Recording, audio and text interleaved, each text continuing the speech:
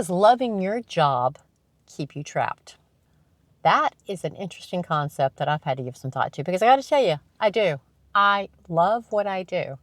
I have loved my job better on some days than others, but I still keep it because I enjoy it.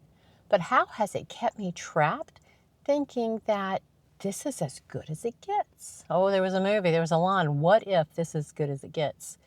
I got to tell you, this is not as good as it gets. There is an entire life out there that I have barely scratched the surface on how I want to live. Can you imagine? You have no alarm clock you have to set. You have nowhere you have to be. Your time is your own. But by loving your job and keep telling yourself every day, I love my job, can't wait to get there, what are you saying no to? Every year we say yes to our job. We are saying no to an entire life we've yet to imagine. And a lot of us say we love our job to just convince ourselves to keep going in. If we truly gave it some thought and realized, I don't hate my job, but I surely would be rather doing other things, it would be more difficult every day to go in and give that 100, 110% that we all do. We've got that work ethic. Thank you, Mom and Dad, for that. I love my work, and I realized it was not my whole identity. For a long time, I personally thought I was what I did.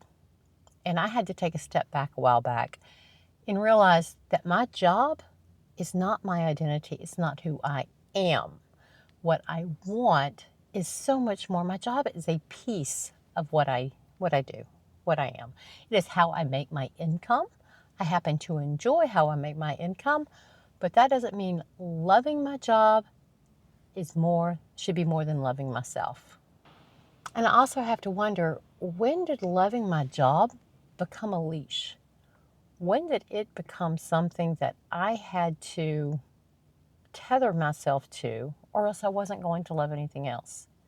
Did I work so much that I neglected to develop my own personal hobbies, my own personal passions? I did for many decades, many decades.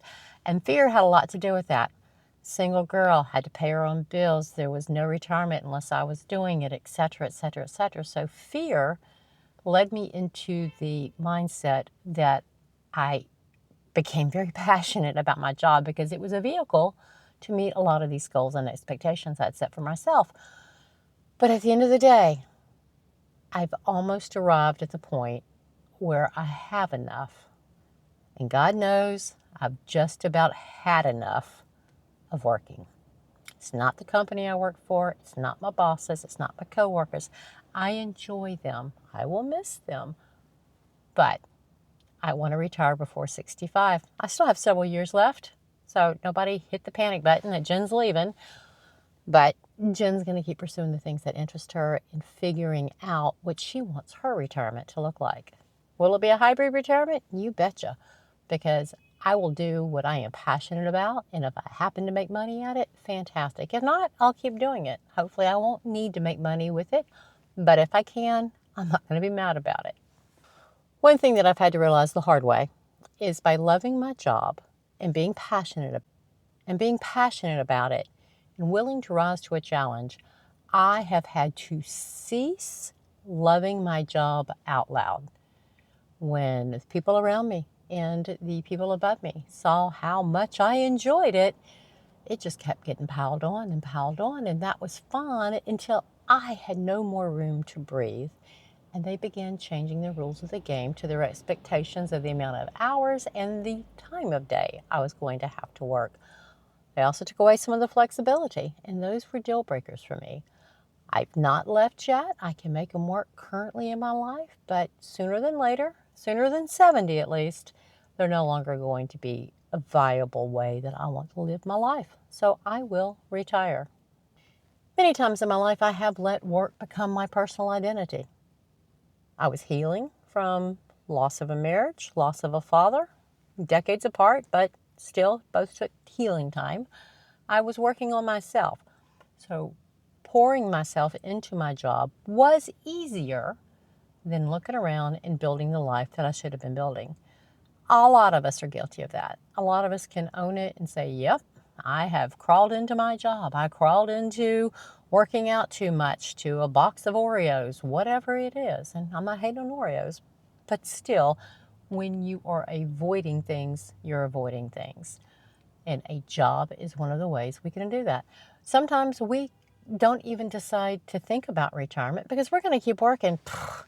Retirement, I'll never do it because you're afraid to look. Are you afraid to look and figure out if you have enough? And are you just as afraid, if not more, of figuring out what you're going to do after your job, after retirement, to fill your life? These are big questions. And if you start working on the answers now, not only will your life now become richer and fuller, but you'll barely be able to wait to get to doing it full time, whatever it may be. Comment below and let me know who you are without your job title. Are you a mother, a wife, a gardener? Are you a dog trainer, a dog rescuer? Are you a cake decorator? Are you a lover of butterflies? I don't know. Only you can figure that out. What do you love to do? What are you without your job? I don't want to know that you're a bookkeeper unless that is your passion, and there's nothing wrong with that. Tell me that you enjoy power washing things. I love that. There's nothing more satisfying on this planet than power washing something. Leave it below. Y'all keep coming back. I will see you at the end of the series YouTube Live. If you're watching this in the future, well, hello from 2026. I'm Jenny. I might look a little bit older with whatever year you're watching this, but all of these are packaged together into a 7-day series and then with a YouTube Live at the end. Ben Jamal. I'll see y'all soon. Stop recording.